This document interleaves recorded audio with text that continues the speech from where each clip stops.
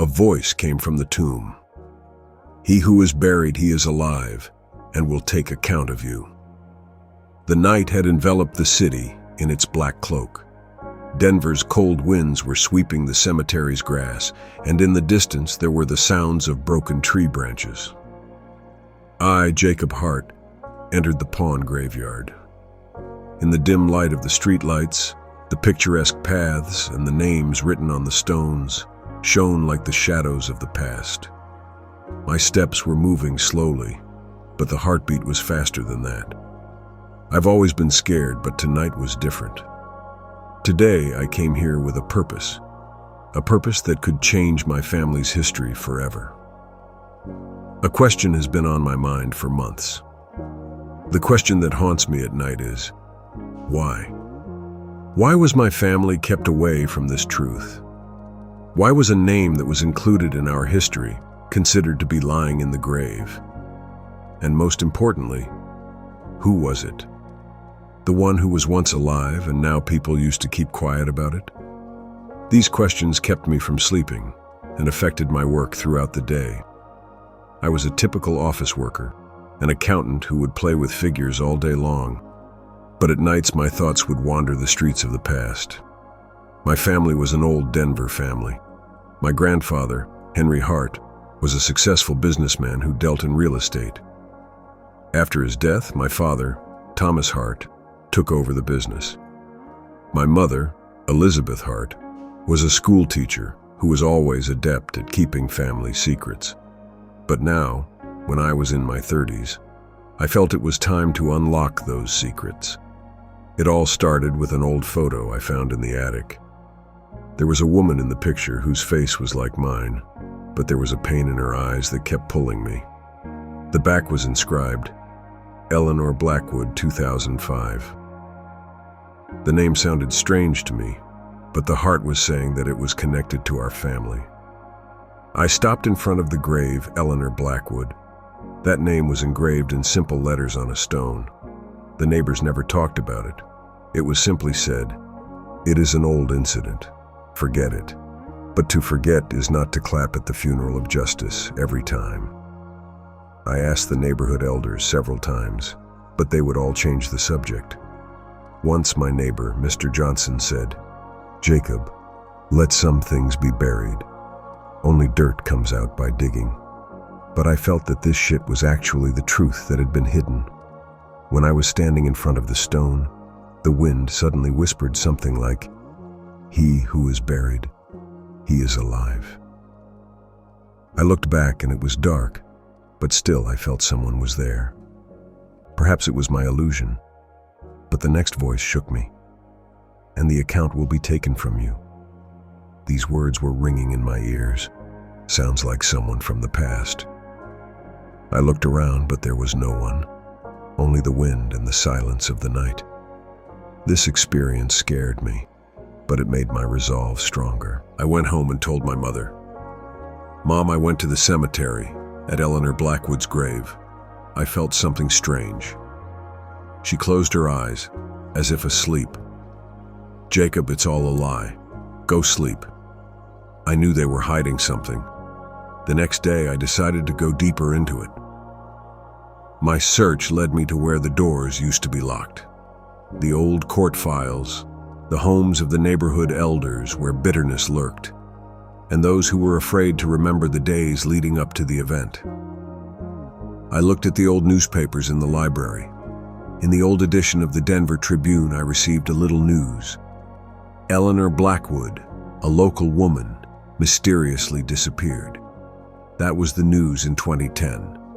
On further digging, it was found that she was an activist who fought for the local community, especially in a land dispute.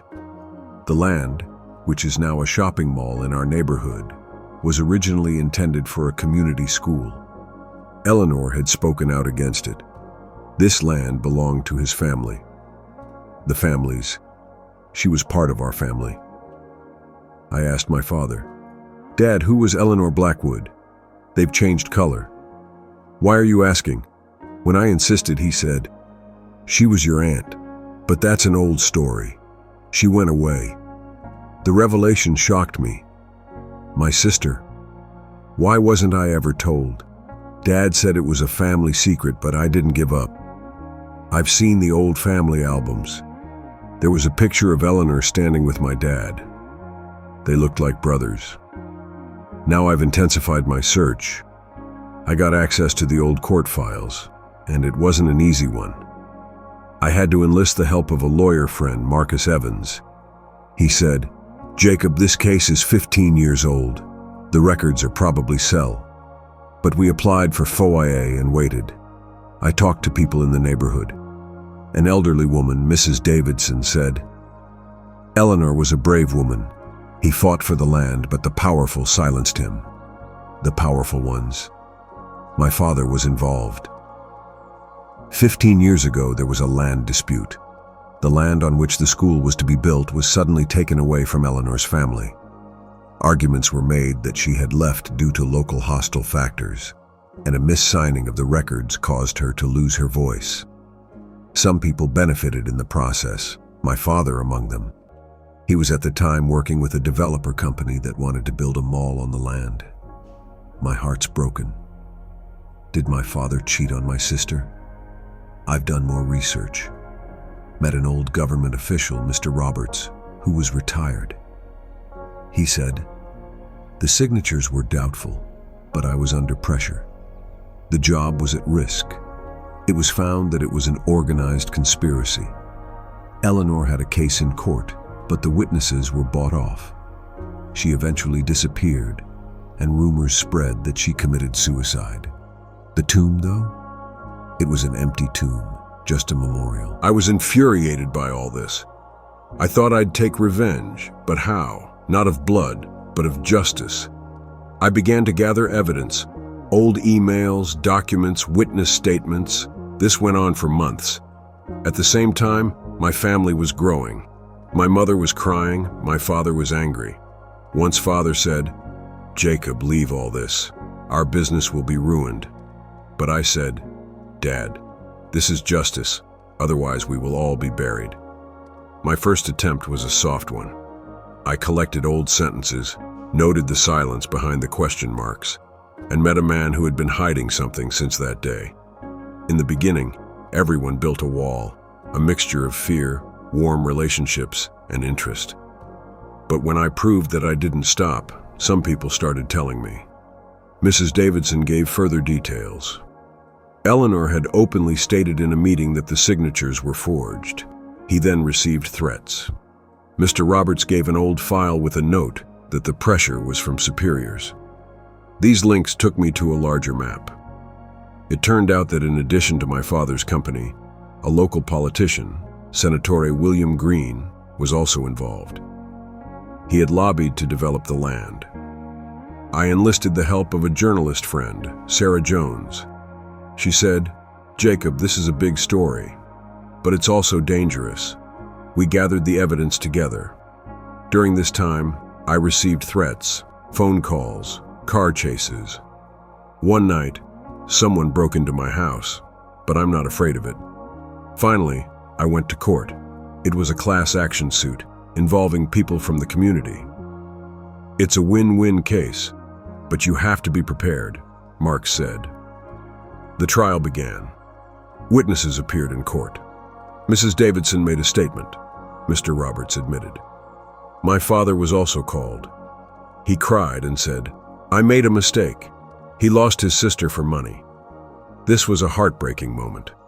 When the records were opened in the court, the truth began to come out. Forensic examination of the signatures proved that they were forged. A hidden audio recording was found in which Senator Green was making threats.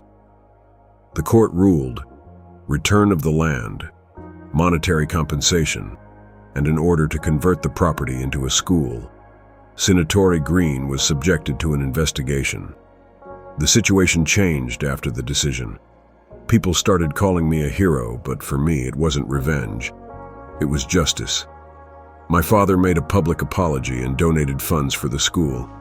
Mother said, "Jacob, you did well." A few days later, he was buried again. It wasn't a sound, but it was calm. Schools were built. Children were educated. It was a story of revenge that turned into justice, but it was only the beginning of the end. I took on more cases and became an activist in Denver. Secrets of the past lead me to the future.